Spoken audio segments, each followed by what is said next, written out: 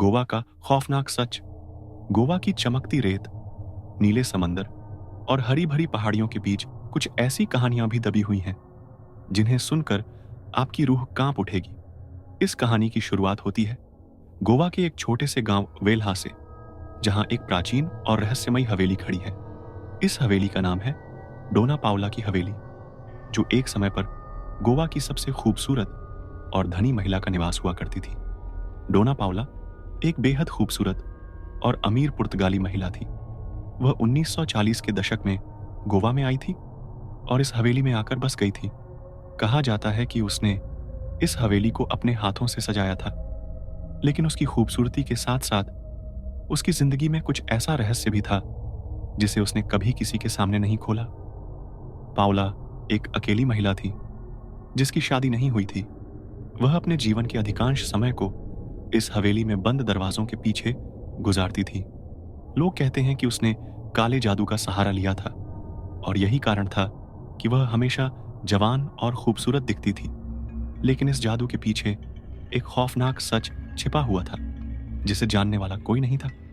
1947 में जब भारत अंग्रेजों से आजाद हो रहा था, गोवा में पुर्तगाली शासन का आखिरी दौर चल रहा था। इसी दौरान एक रात अचानक डोना पावला हवेली से गायब हो गई। उस रात हवेली से एक भयानक चीख की आवाज आई थी जिसे गांव के कई लोगों ने सुना था। हवेली में पहुंचे तो वहां डोना पावला का कोई पता नहीं चला। हवेली की खिड़कियों से ठंडी हवा बाहर निकल रही थी और हवेली के अंदर का माहौल बेहद डरावना था। लोगों ने देखा कि हवेली के चारों ओर की जमीन खून से सनी हुई थी, लेकिन डोना पावला कहीं नहीं मिली। उस रात के बाद से हवेली को भूतहा माना जाने लगा। 1980 के दशक में गोवा पर्यटन का प्रमुख केंद्र बन गया।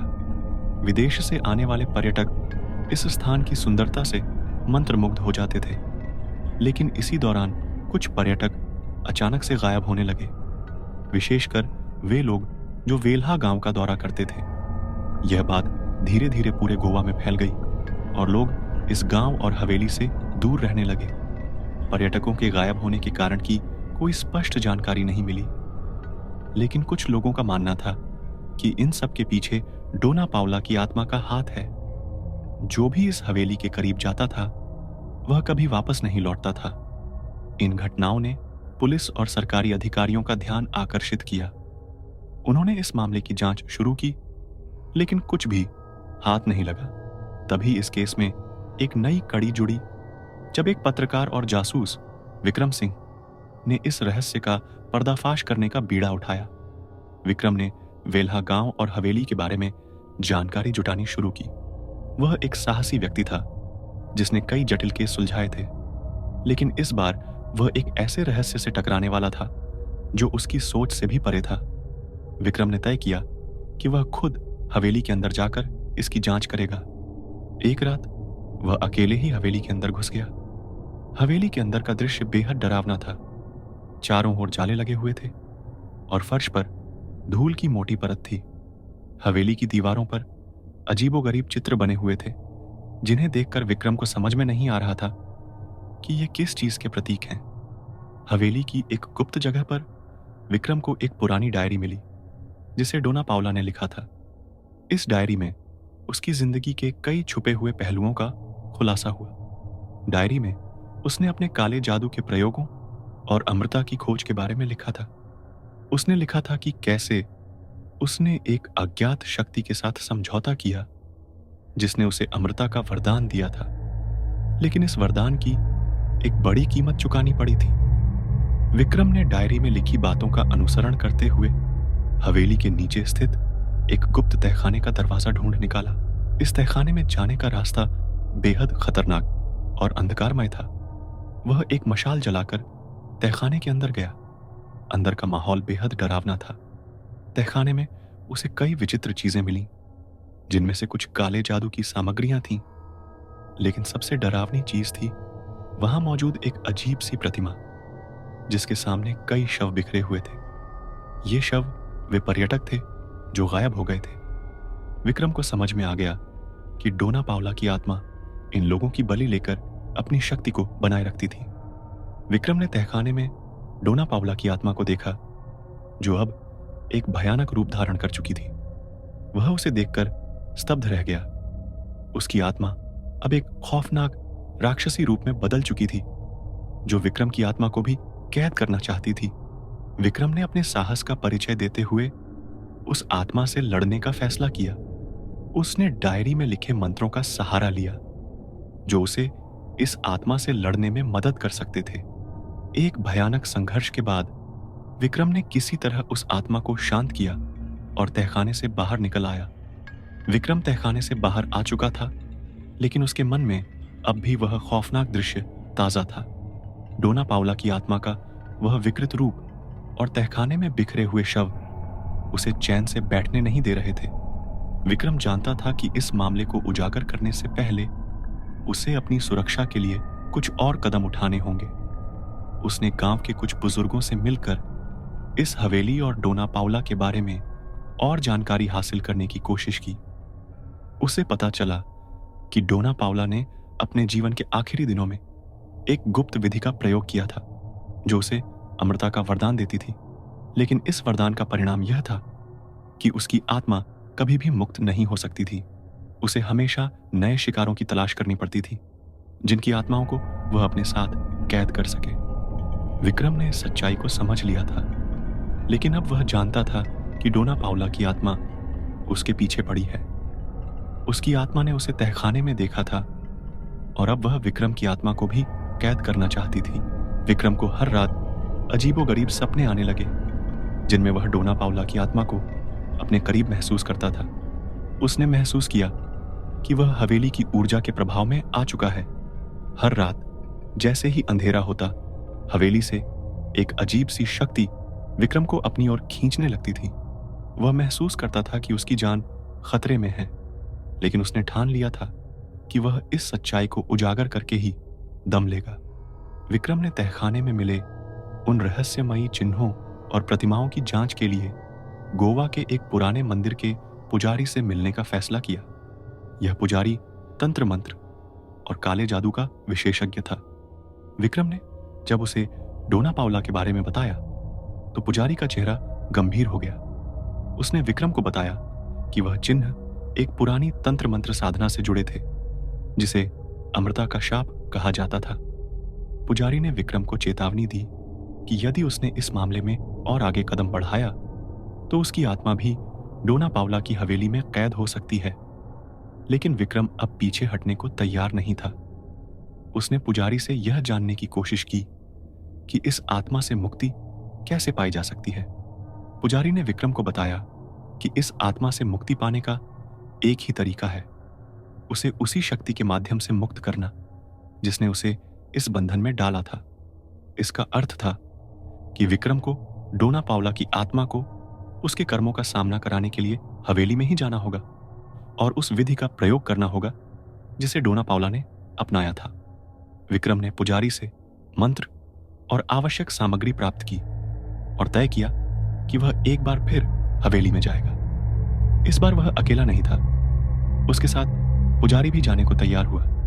लेकिन विक्रम जानता था कि यह एक बेहद खतरनाक कदम है जिसमें उसकी जान भी जा सकती है। विक्रम और पुजारी ने मिलकर एक योजना बनाई। उन्होंने तय किया कि वह रात के अंधेरे में हवेली के तहखाने में जाकर डोना पाउला की आत्मा को मुक्त करेंगे। उस रात हवेली का माहौल और भी डरावना था। हवेली के चारों ओर गहरा अंधेरा और घनी धुंध छाई हुई थी। विक्रम और पुजारी हवेली के अंदर गए। उन्होंने मंत्रों का जाप शुरू किया और उन तंत्र सामग्री का उपयोग किया जो उन्हें पुजारी से मिली थी। तहखाने में प्रवेश करते ही उन्हें महसूस हुआ कि डोना पाउला की आत्मा वहां उनकी प्रतीक्षा कर रही थी। जैसे ही विक्रम और पुजारी ने मंत्रों का उच्चारण किया, हवेली में अजीबोगरीब घटनाएं शुरू हो गईं। तहखाने की दीवारें हिलने लगीं, हवा में अजीब सी आवाजें गूंजने लगीं और चारों ओर एक खौफनाक ऊर्जा फैल गई। अचानक डोना पाउला की आत्मा प्रकट हुई। उसका चेहरा अब और भी विकृत हो चुका था और उसकी आंखों में गुस्से और नफरत का भाव था। विक्रम और पुजारी ने अपने मंत्रों का जाप जारी रखा। आत्मा ने कई बार उन पर हमला करने की कोशिश की, लेकिन वे डरे नहीं। आखिरकार पुजारी के मंत्रों और विक्रम के साहस ने उस आत्मा को कमजोर कर दिया। डोना पाउला की आत्मा धीरे धीरे शांत होने लगी। आत्मा के कमजोर होते ही हवेली में हलचल बंद हो गई। विक्रम और पुजारी ने अपने मंत्रों का अंतिम जाप किया और आत्मा को मुक्ति का रास्ता दिखाया। अचानक एक तेज रोशनी फैली और डोना पाउला की आत्मा ने विक्रम की ओर देखा। उसकी आंखों में अब शांति का भाव था। आत्मा धीरे धीरे हवेली से बाहर निकल गई और आसमान में विलीन हो गई। हवेली में अब सन्नाटा था, लेकिन यह सन्नाटा शांति का था। विक्रम और पुजारी ने महसूस किया कि अब हवेली की आत्मा को मुक्ति मिल चुकी है। विक्रम ने हवेली से बाहर निकलते हुए एक नई ऊर्जा का अनुभव किया। उसे लगा जैसे अब वह हवेली फिर से जीवन में लौट आई है। गांव के लोग जो अब तक उस हवेली से डरते थे, धीरे धीरे वहां जाने लगे। हवेली का डरावना अतीत अब पीछे छूट चुका था और विक्रम ने गोवा की इस कहानी को दुनिया के सामने लाने का फैसला किया। डोना पाउला की आत्मा को मुक्ति दिलाने के बाद विक्रम को लगने लगा था कि अब सब कुछ ठीक हो जाएगा, लेकिन वह नहीं जानता था कि असली आतंक अभी बाकी था। कुछ दिनों तक सब सामान्य रहा, लेकिन जल्द ही विक्रम के जीवन में कुछ अजीबोगरीब घटनाएं होने लगीं, जो उसे अंदर तक हिलाकर रख देती। रात होते ही विक्रम के घर का माहौल बदल जाता था। एक अनजानी ठंडक पूरे घर में फैल जाती, जैसे कि घर की दीवारें खुद बर्फ से जम गई हों। विक्रम को हमेशा ऐसा महसूस होता कि कोई उसकी परछाई के साथ चल रहा है, लेकिन जब वह पीछे मुड़कर देखता तो वहां कोई नहीं होता। एक रात जब विक्रम गहरी नींद में था, अचानक उसे अपने बिस्तर के पास किसी के चलने की आवाज सुनाई दी। वह चौंक कर उठ गया। अंधेरे में उसने देखा कि उसकी खिड़की के पास एक काली परछाई खड़ी है, जो धीरे धीरे उसकी ओर बढ़ रही है। विक्रम का दिल जोरों से धड़कने लगा। वह तुरंत अपने बिस्तर से कूदकर लाइट ऑन करने की कोशिश करने लगा, लेकिन लाइट नहीं जली। उसने मोबाइल की टॉर्च जलाकर देखा, लेकिन वहां कुछ नहीं था। हालांकि विक्रम को थोड़ी राहत मिली, लेकिन उसका दिल अब भी डर से कांप रहा था। वह समझ नहीं पा रहा था कि यह सब उसके साथ क्यों हो रहा है, लेकिन उसे जल्द ही इस सवाल का जवाब मिलने वाला था, और वह जवाब उसके जीवन को एक खौफनाक मोड़ पर ले जाने वाला था। अगली सुबह विक्रम ने तय किया कि वह पुजारी से फिर से मिलेगा, जिसने पहले उसकी मदद की थी। पुजारी ने विक्रम को देखते ही कहा, विक्रम, डोना पाउला की आत्मा को हमने मुक्ति दी थी, लेकिन ऐसा लगता है कि कुछ और बुरी आत्माओं ने अब तुम्हारा पीछा करना शुरू कर दिया है। पुजारी ने उसे बताया कि जब एक आत्मा को मुक्त किया जाता है तो दूसरी आत्माएं जो अब तक छिपी हुई थीं, वे जागृत हो जाती हैं, और यदि वे बेहद शक्तिशाली होती हैं तो वे उस व्यक्ति को अपना निशाना बनाती हैं जिसने उन्हें जागृत किया। विक्रम को यह सुनकर ऐसा लगा कि उसकी सारी दुनिया अचानक एक भयानक दुःस्वप्न में बदल गई है। पुजारी की चेतावनी के बाद विक्रम ने उस हवेली से दूर रहने की कोशिश की, लेकिन भय ने उसका पीछा नहीं छोड़ा। विक्रम को हर रात अजीब आवाजें सुनाई देती। कभी खिड़कियों के कांच पर किसी के नाखून रगड़ने की आवाज, तो कभी उसके कमरे के दरवाजे के बाहर किसी के चलने की हल्की सी सरसराहट। एक रात विक्रम ने अपने बिस्तर के पास एक साया देखा जो किसी इंसान का आकार लिए हुए था। उसने जब ध्यान से देखा तो वह छाया उसके करीब आती गई। विक्रम ने देखा कि वह वही चेहरा था जो उसने तहखाने में देखा था, डोना पाउला का विकृत रूप। लेकिन इस बार वह चेहरा और भी भयानक था, जैसे कि उसमें सैकड़ों आत्माओं की पीड़ा और क्रोध समाहित हो। डोना पाउला की आत्मा अब और भी शक्तिशाली हो चुकी थी, और उसके साथ अन्य भटकती आत्माएं भी थीं जो उस पर झपटने के लिए तैयार थीं। विक्रम ने जैसे तैसे खुद को संभाला और पुजारी को फोन किया, लेकिन कोई जवाब नहीं मिला। उसे एहसास हुआ कि वह अब अकेला था और उसे अपनी रक्षा खुद करनी थी। विक्रम ने अपने घर में चारों ओर देवी देवताओं की मूर्तियां रखी और पूजा की शुरुआत की, लेकिन जैसे जैसे वह मंत्रों का जाप कर रहा था, वैसे वैसे हवेली से जुड़ी भयानक घटनाएं उसके घर में घटने लगी। दीवारों पर खून के निशान उभर आए और हर जगह से भयावह चीखें सुनाई देने लगीं। विक्रम जानता था कि अगर उसने कुछ नहीं किया तो यह आत्माएं उसे और उसके परिवार को तबाह कर देंगी। उसने आखिरी उपाय के रूप में फैसला किया कि वह हवेली वापस जाएगा और उन आत्माओं का सामना करेगा। विक्रम ने साहस जुटाया और उस रात अकेला ही हवेली की ओर निकल पड़ा। हवेली के बाहर पहुंचकर विक्रम को एक अजीब सी गंध महसूस हुई। हवेली के चारों ओर घना अंधेरा फैला हुआ था और ऐसा लग रहा था जैसे कि पूरा जंगल खुद उसे निगलने के लिए तैयार हो। विक्रम ने एक गहरी सांस ली और हवेली के अंदर प्रवेश किया। हवेली के अंदर की हालत पहले से भी ज्यादा खौफनाक थी। दीवारों पर खून के धब्बे थे और फर्श पर मानव हड्डियां बिखरी हुई थीं। हवेली के चारों ओर भयानक चीखें गूंज रही थीं और हर कोने में अंधेरे में छिपी आत्माओं की आंखें चमक रही थीं। विक्रम ने तहखाने की ओर बढ़ना शुरू किया, लेकिन इस बार उसे ऐसा महसूस हुआ कि कोई उसका पीछा कर रहा है। वह बार बार पीछे मुड़कर देखता, लेकिन उसे कुछ नहीं दिखता। अंततः जब वह तहखाने के दरवाजे पर पहुंचा तो उसने देखा कि दरवाजा अपने आप खुल गया। वह समझ गया कि उसकी आखिरी परीक्षा अभी बाकी है। तहखाने के अंदर प्रवेश करते ही विक्रम का सामना डोना पाउला की आत्मा से हुआ, लेकिन इस बार वह अकेली नहीं थी। उसके साथ दर्जनों अन्य आत्माएं थीं जो हवा में तैर रही थीं। उनकी आंखों में गुस्से और प्रतिशोध की आग जल रही थी। विक्रम ने अपने चारों ओर मंत्रों की एक रेखा खींची ताकि वे आत्माएं उस तक न पहुंच सकें। डोना पाउला की आत्मा ने विक्रम पर हमला करने की कोशिश की, लेकिन मंत्रों की शक्ति ने उसे रोक दिया। विक्रम ने अपने सभी साहस को जुटाया और पुजारी से सीखे हुए मंत्रों का उच्चारण किया। एक एक कर आत्माएं कमजोर पड़ने लगीं, लेकिन डोना पाउला की आत्मा ने हार मानने से इनकार कर दिया। विक्रम को महसूस हुआ कि अब उसे अपनी अंतिम शक्ति का प्रयोग करना होगा। उसने अपने शरीर की ऊर्जा को एकत्रित किया और पूरी ताकत से मंत्रों का जाप किया। अचानक हवेली में एक जोरदार धमाका हुआ और सभी आत्माएं एक भयंकर चीख के साथ गायब हो गईं।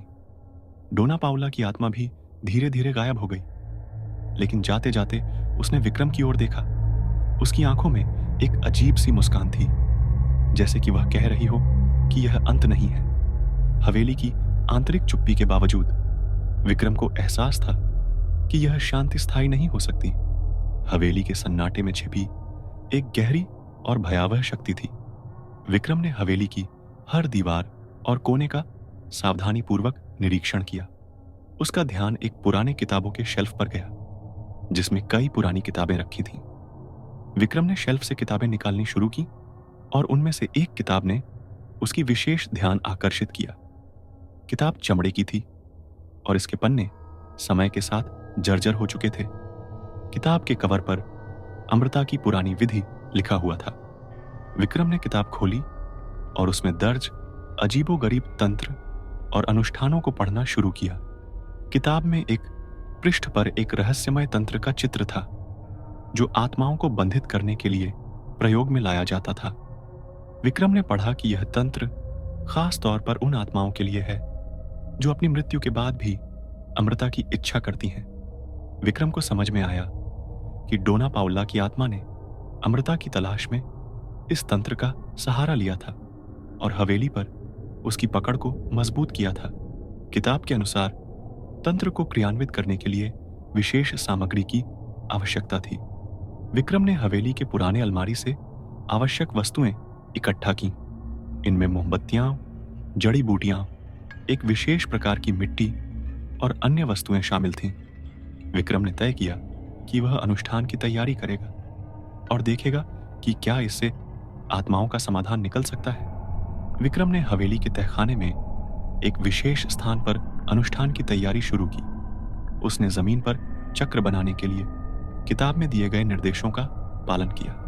चक्र में विभिन्न तंत्र और प्रतीक अंकित किए गए थे।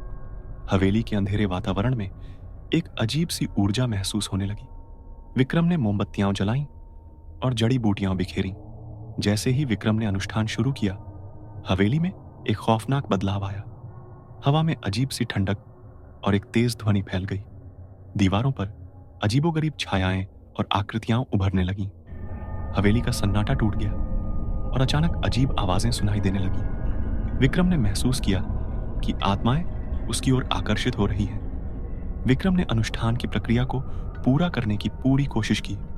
उसने मंत्रों का उच्चारण किया और सभी वस्तुओं को चक्र में निर्धारित स्थान पर रखा। जैसे जैसे अनुष्ठान आगे बढ़ा, हवेली में एक भयानक शक्ति का संचार हुआ। विक्रम ने महसूस किया कि वह एक असामान्य और शक्तिशाली ऊर्जा के संपर्क में है। अनुष्ठान के दौरान हवेली में एक भयंकर तूफान आ गया। दीवारों पर खून की धाराएं बहने लगीं और हवा में एक अजीब सी गंध फैल गई। विक्रम ने देखा कि डोना पावला की आत्मा, जो अब और भी भयानक रूप ले चुकी थी, उसकी ओर बढ़ रही थी। उसके साथ कई अन्य आत्माएं भी थीं, जो विक्रम पर हमला करने के लिए तैयार थीं। विक्रम ने अनुष्ठान के अंतिम चरण की ओर बढ़ते हुए मंत्रों का उच्चारण किया। हवेली में एक विशाल ध्वनि हुई और सभी आत्माएं चीखने लगीं। डोना पावला की आत्मा ने विक्रम को एक अंतिम चुनौती दी और अंधकार ने हवेली को घेर लिया।